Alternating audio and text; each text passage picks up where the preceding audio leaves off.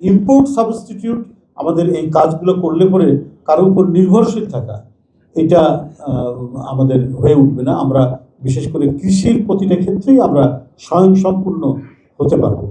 West হয় সেটা West না হয়ে মানে সংরক্ষণ করা যায় কিনা, প্রিজার্ভেশনের যথার্থ টেকনোলজিক্যাল সাপোর্টগুলো আছে কিনা সেটা আমাদের নিশ্চিত করে দ্রুত এই কাজগুলো করা দরকার। কারণ আমি অনিয়ন তো এখন সামার অনিয়নও হয়। কারণ আমার মনে হয় যে আমরা ইন্ডিয়া থেকে যেটা ইম্পোর্ট করি, ইম্পোর্টের আর বোধহয় প্রয়োজন হবে না যদি আমরা এখানে গুরুত্ব দিই। এমনকি ওই আদা রসুনও নীলফামারীতে প্রচুর হয়, পার্বত্য চট্টগ্রামে প্রচুর হচ্ছে, এবং এগুলো কীভাবে এক্সটেন্ড করা যায় আরও বিশাল বিস্তৃতভাবে। কারণ যেটা ইম্পোর্ট সাবস্টিটিউট আমাদের এই কাজগুলো করলে পরে কারো উপর নির্ভরশীল থাকা এটা আমাদের হয়ে উঠবে না। আমরা বিশেষ করে কৃষির প্রতিটা ক্ষেত্রেই আমরা স্বয়ংসম্পূর্ণ হতে পারবো।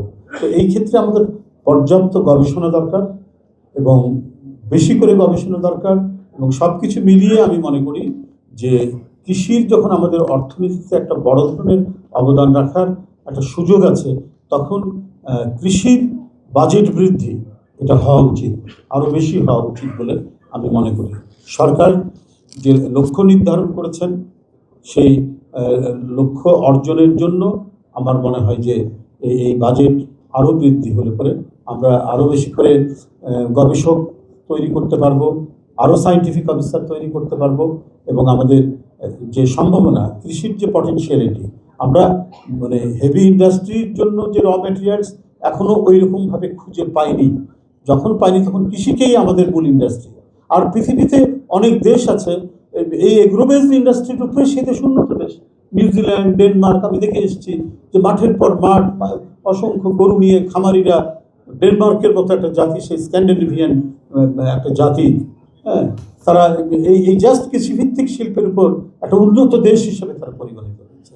নিউজিল্যান্ড একটা উন্নত দেশ হিসেবে পরিণত হয়েছে, যে সেখানকার দুধ আগে আসতো, আমাদের দেশেও বাচ্চাদের ইয়ে হিসেবে এখানে ব্যবহার করা হতো। এই যে ঘটনাগুলো, তো সেই ক্ষেত্রে আমি এখনও মনে করি যে বাংলাদেশ অন্যান্য ক্ষেত্রে আমরা অনেক কিছু ইম্পোর্ট করে নিয়ে এসে আমাদের ইন্ডাস্ট্রি করতে হয়, এটা করা যায়। আজকের এই গ্লোবালাইজেশনের যুগে এটা তো কোনো অসুবিধা নেই, সেটা হতে পারে।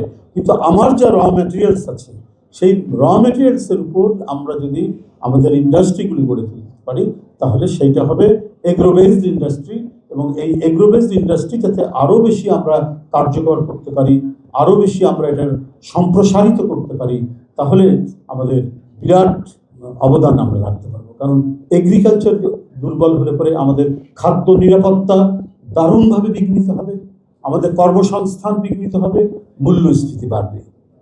সুতরাং মূল্যস্ফীতির যে সরকার টার্গেট নিয়েছেন 6-এ নামিয়ে নিয়ে আসা, এই 6-এ নামিয়ে নিয়ে আসতে পারলে আমাদের গ্রামীণ অর্থনীতি, যেভাবে কৃষক কার্ড দেওয়া হয়েছে, ঠিক তেমনিভাবে আরও অন্যান্য যে জায়গাগুলো আছে সেই জায়গাগুলোকে মানে আপনার সেটা লাইভ স্টকের ক্ষেত্রে হোক, সেটা পোলট্রির ক্ষেত্রে হোক, অথবা অন্যান্য কৃষির অভ্যন্তরে আরও যে সমস্ত কম্পোনেন্টগুলো আছে সেই ক্ষেত্রে আমাদের বিনিয়োগটা বাড়ানো।